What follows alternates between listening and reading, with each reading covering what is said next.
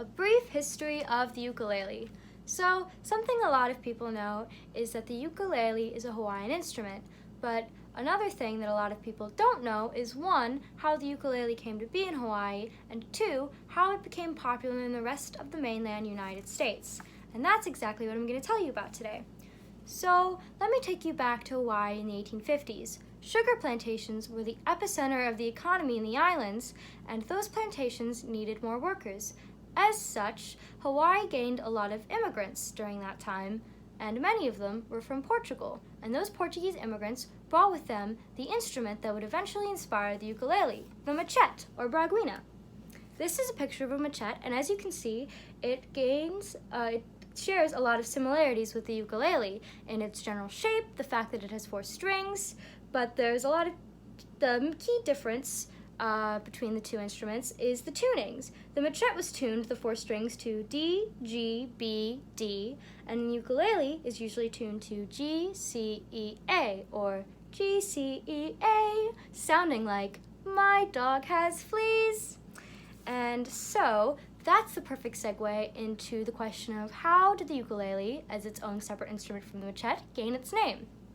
Well, there's one popular legend, since no one knows for complete sure, that the word ukulele is thought to have existed before the instrument as a word that translates to jumping flea in English. The story goes that Hawaiians watched the Portuguese immigrants playing their machetes, their fingers dancing and jumping across the fretboard and strings, and as such, it was dubbed the ukulele. So, how did the ukulele become popular and significant in Hawaii? Well, this is a picture of Queen Liliuokalani, who helped ensure the ukulele would become a big part of Hawaiian music and culture, along with her brother, King David Kalakana, who was her predecessor. They both loved the ukulele personally a lot, even having personal songwriting contests between the two of them, and they used their influence as monarchs to have the ukulele incorporated into a lot of traditional Hawaiian dancing and music, and as such, it became a mainstay in the music and culture. So, how did the ukulele spread to the rest of the United States?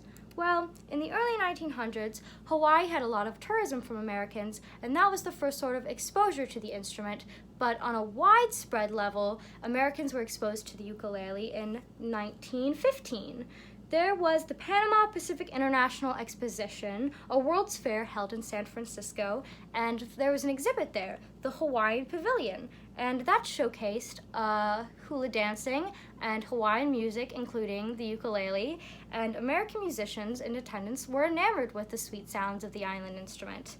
And so that caused the first sort of craze of ukulele buying in America in the 1900s. And that lasted up until the 1940s, and in the 1950s, with the emergence of rock and roll, a lot of musicians who had previously played the ukulele started to trade it in for electric guitars.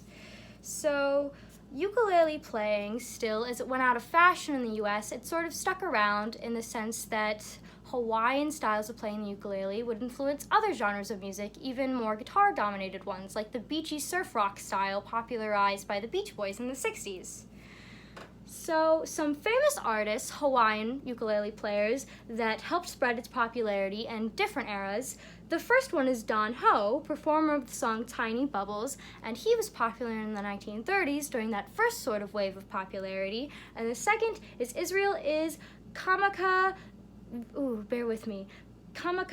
Vivalo, performer of the famous Somewhere Over the Rainbow / What a Wonderful World ukulele medley. So that was released in 1990, and it became popular, a big hit all over the US after being played on radio stations throughout the 90s, and as such, it sort of led to what would be the big second wave of ukulele popularity in the 2000s.